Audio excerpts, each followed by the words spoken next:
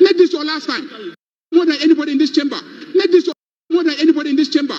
Make this your last time. Make this your last time. When committed, promised 1.5 billion for the agro sector and made provision for 924 million in the estimate. So don't let us go there.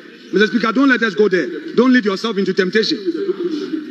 The same thing with their big push. They should give proper assurances. They say one thing and do another. It's only talk government.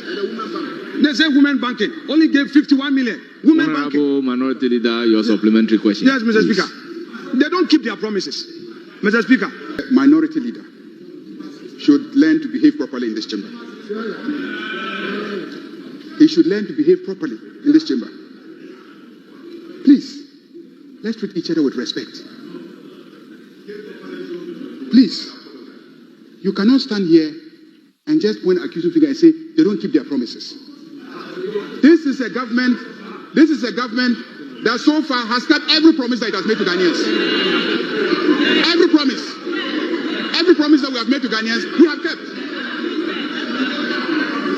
Every promise we have kept. We said we will appoint not more than 60 ministers. We have. Mr. Speaker, our rules are very clear. And 2 days ago, I had occasion to tell my colleague, the minority leader, that we must begin to honor and respect our rules. Mr. Speaker, our rules in Order 126 says that the chair shall be heard in silence, and the chair is the speaker. And let me read the provisions. It says that the speaker is responsible for the maintenance of order and observance of the rules of debate in the House. Whenever the speaker addresses the House, any member standing shall immediately resume the member's seat, and the speaker shall be heard in silence. Mr. Speaker, whilst we are addressing this House and facilitating the laying of papers in this House, our friends opposite did not only remain standing in their feet, but were singing, obstructing, disrespecting you, disrespecting the chair, disrespecting the maize, and disrespecting the people of Ghana.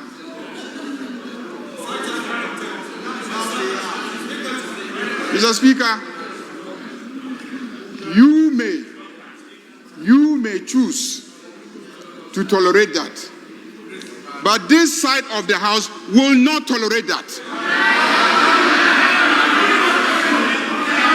We will not tolerate that.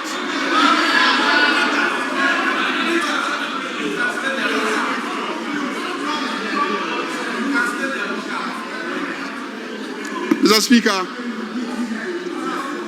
Speaker, I, based on Order 33.2, I want to raise a question of contempt and abuse of privilege. Mr. Speaker, we must begin to enforce our rules. We must begin to enforce our rules. Mr. Speaker, this side of the House, we can match you two by one. And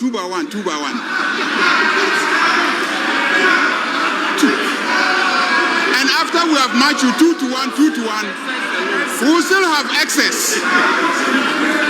We still have excess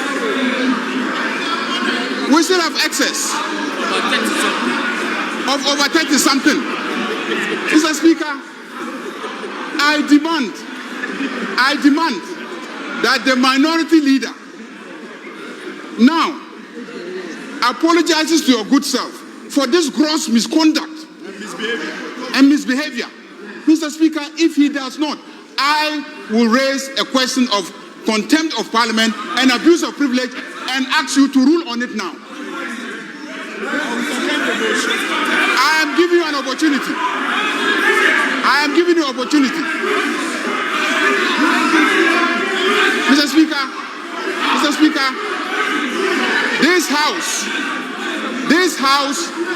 this house will not be abused by Honorable Afenyo. He's too small. He's too small to abuse this maze. He's too speaker. Once all of us sit and watch you.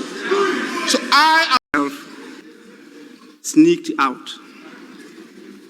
Honorable members, I will allow your leaders to say a word before I bring the minister to present some papers for the two leaders, the minority leader and the majority leader, to have a say before we move to the order paper to give opportunity to the minister to present the papers. But I think now you have all stretched your limbs, you have refreshed yourselves, and you are ready for a long haul.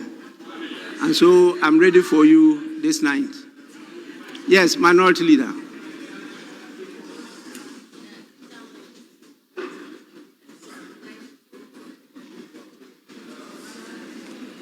Mr. Speaker, in March this year, when the finance minister started his lamentation, we were minded to forgive him because he was new on the job. Today, after several months on the job, he came to repeat the same lamentation, part 2 of his lamentation. Mr. Speaker, the minister may be minded to see the empty public gallery. The business community decided to abandon him. All these empty chairs, this is not what we've known in the past. Mr. Speaker, the minister attempted to provide some figures. He gave a tall list of allocations. What he failed to add, that in the 2025 budget that he brought to this house, we had Director of Operations at the Jubilee House, at the presidency, who publicly said every month the presidency gives 20,000 Ghana cedi to each constituency. It totals 66 million. Where did they get that money from? Mr. Mustafa Bandi, the Deputy General Secretary of NDC and Director of Operations at the presidency, he publicly said that every month the presidency gives 20,000 cedis to each constituency. The Minister of Finance has not accounted for this. How that money is given, time will tell. Mr. Speaker, Parliament, the minister has failed to consider the work of Parliament. He provides a paltry sum to Parliament when Parliament is the only body that does oversight. Parliament is an important organ of state. When the minister himself is a minister, is a member of Parliament, and fails to recognize the Parliament and its work, and you say we should hail you. Look at the ministers and their faces. Mr. Speaker, 2025, he should tell us the releases he gave them. When he was mentioning some of the figures, the ministers were looking as if this is the first time they were seeing the figures. Was there any consultation? Mr. Speaker, was there any consultation? Did they even know what was going to be in the budget? Mr. Speaker, ni a vote kahame ameke akenuchu momba ameke wake akenuchu momba abaha 24-hour economy, 1 job 3 shifts yano yakwe gamashi Kesi la nungwa yute ameke ingwe 24-hour economy yo nichumo ingwe nichumo yo omusi ejuma no wayi musi 24-hour economy and then wo ba ye 24-hour economy wan kan wan asem nso mo to ndwum si 24-hour economy one job 3 shifts no wahi wo ministers wo MPs no mo ntumi nkom constituency minority leader. Minority leader. I'm going to translate. Your to which? No, I don't need a translation. Oh, Mr. I think your time is up for the comments. Mr. Speaker, it's okay. Mr. Speaker, it's okay. This is, you see, honorable members. It's okay. It's okay.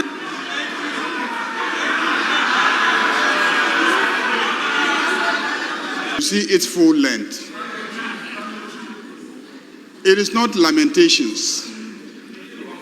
It is the continued unearthing of the bad economic management of the NPP that is being revealed every day.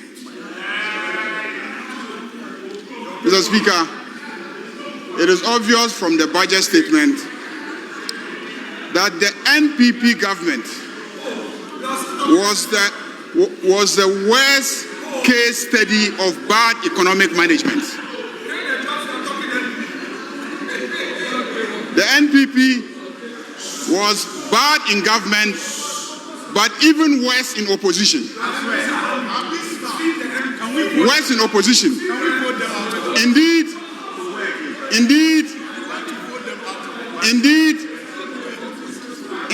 I have heard Ghanaians ask if it is too late to replace them with the CPP as the official opposition.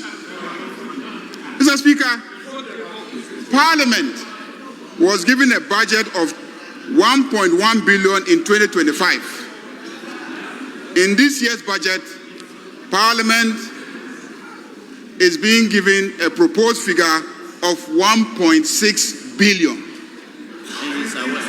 And you are aware. You are aware. Mr. Speaker, if ministers are quiet, it is because this budget was presented to ministers in cabinet and they approved it before it was brought to you. So they are aware.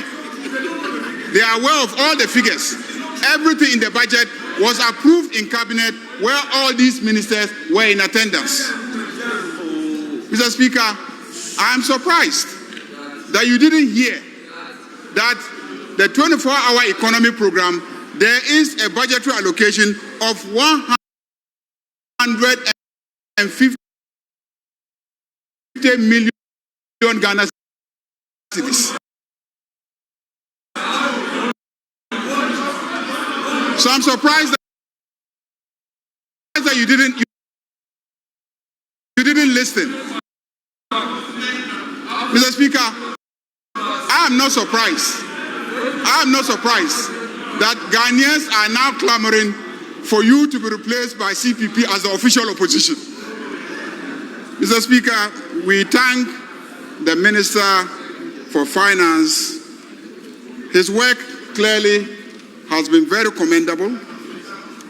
This country is being turned around. Mr. Speaker, it is obvious inflation figures have drastically reduced to single digits. Mr. Speaker, we are paying our debts. Mr. Speaker, international rating agencies are giving us better ratings. Mr. Speaker, this budget and the expenditure of last year and the effort to stabilize the economy is what will create the jobs. The youth should be hopeful. What happened yesterday? What happened yesterday? Where those young 6 ladies died trying to find a job is a serious indictment of how the economy of this country was managed in the past 8 years. Mr. Speaker, I have confidence that this budget is going to create jobs. And the numbers, close to 800,000 jobs. Close to 800,000 jobs will be created. And by the time the Accra-Kumasi Expressway gets to Kumasi, by the time the Accra-Kumasi Expressway gets to Kumasi, I believe all the elephants will run away from Kumasi.